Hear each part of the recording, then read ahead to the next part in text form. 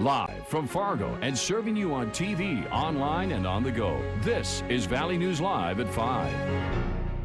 We're all for it, but they've had all summer to start it, and they wait till mid-August to start a project.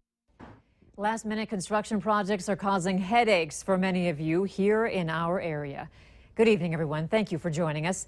The cold weather is on its way, which means construction projects need to wrap up soon or face being stalled throughout the winter months. Valley News Team's Cornelius Hawker shows us how one project in particular is a good reminder for parents to make sure your kids have a safe route to school. It's a late summer tradition in our area. Construction projects starting right when school does. At least that's what people in this neighborhood tell me.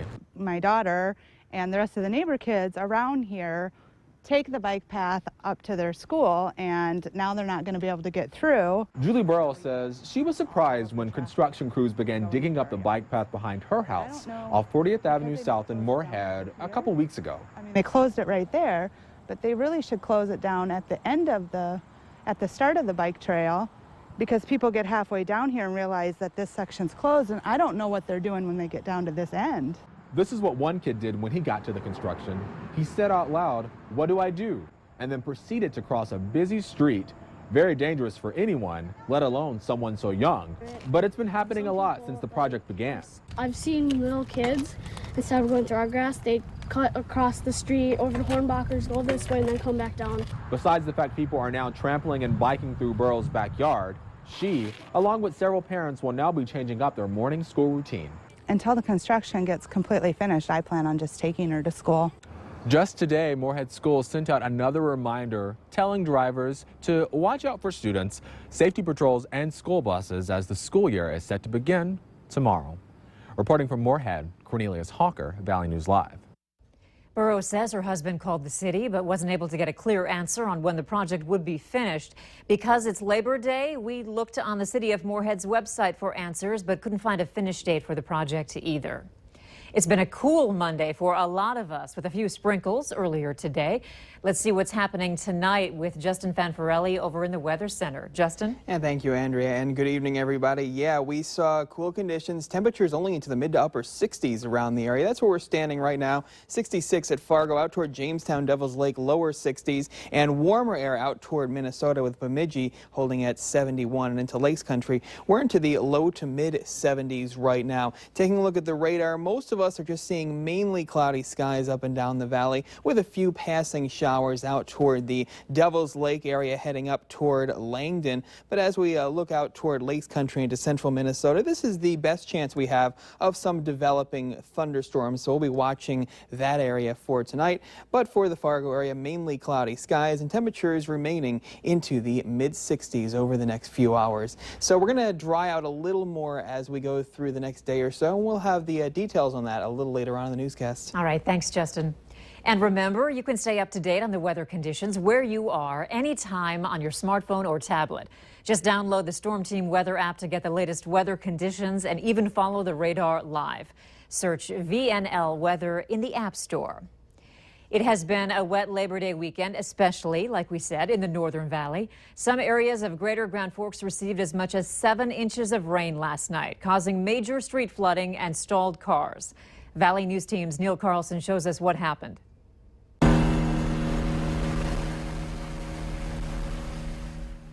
Water was still covering I-29 just north of Highway 2 at Grand Forks this morning.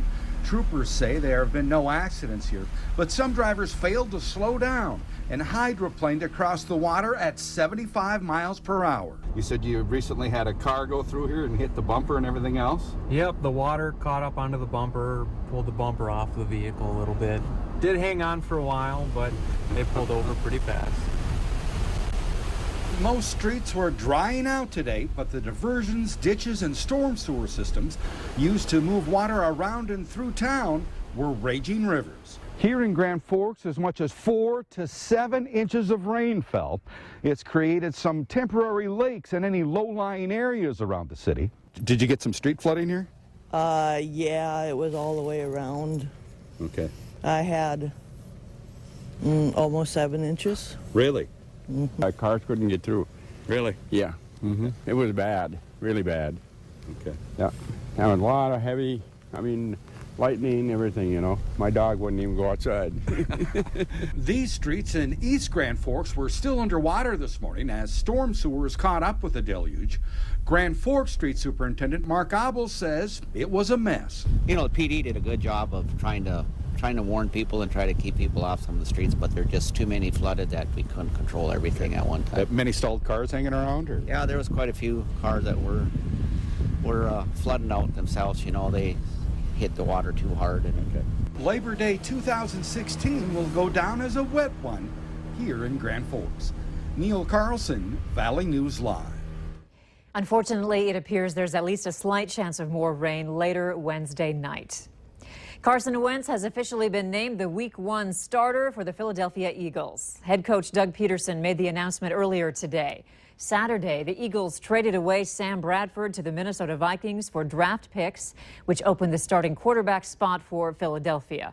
According to an ESPN report, Peterson said he told the team about the decision and players bought in. The Eagles opened the season September 11th at home against Cleveland. Say goodbye to antibacterial soap this coming flu season. In a year, it will be a thing of the past. The Food and Drug Administration is banning 19 ingredients in antibacterial soaps, saying they have been doing more harm than good. Public health experts support it, warning that antibacterial products are especially bad for kids. Well, I think everybody was just afraid of germs. I mean, everybody was making such a big deal about germs and how bad they were for you and everything. And I guess, yeah, I just never have bought them and never used them. I'm never sick. Companies have already started taking some of the chemicals out. They have a year to take them off the shelves. Coming up on Valley News Live at 6, how much harm is being caused by antibacterial soap and what you should be using instead. Officials have confirmed the remains of Jacob Wetterling have been found, nearly 27 years after his disappearance. The Stearns County Sheriff's Office says the Ramsey County Medical Examiner has confirmed the remains that were discovered are that of Wetterling. They say authorities are reviewing new evidence in the case and expect to provide more information early next week. They did not say where exactly the remains were found. Wetterling disappeared in October of 1989 while on a bike ride home from a convenience store near his home. He was 11 years old at the time and was kidnapped by an armed, masked man. Jacob's brother and friend were with him during the kidnapping. The man threatened the other two boys at gunpoint and told them to run into the woods and never look back or they would be shot. With 64 days to go until the election, Donald Trump is still behind in the polls to Hillary Clinton. This weekend, Trump courted black voters in Detroit while Clinton headed to the battleground state of Ohio for some Labor Day campaigning.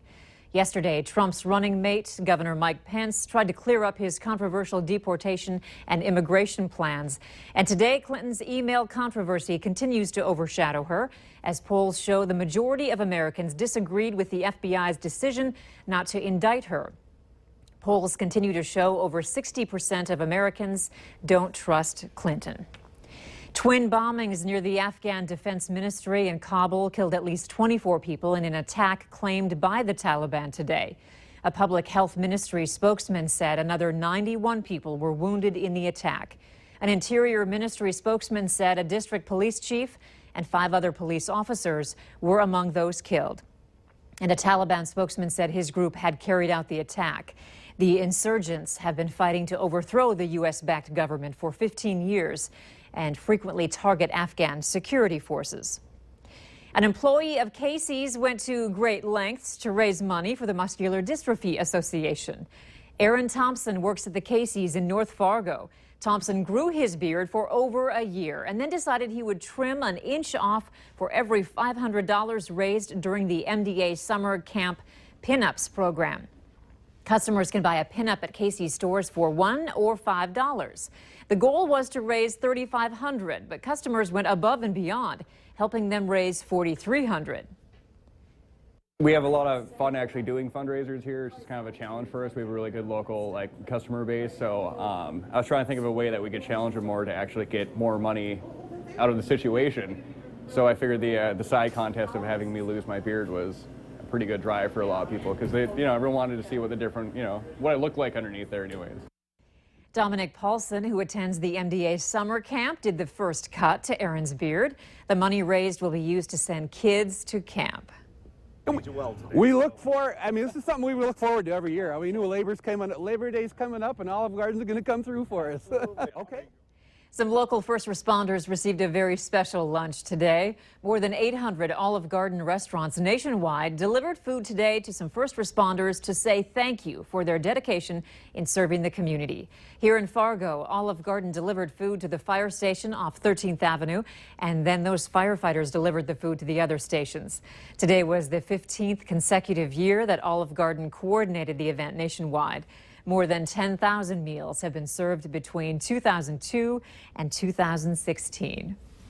It's the end of summer, so companies are banking on you wanting to replace your tires. What kind of deal you might get this month and how to make sure your tires have enough tread. Still ahead tonight. And for this evening, mainly cloudy and cool with a chance of some showers and thunderstorms off to the south and to the east of the Fargo area. Details coming up next.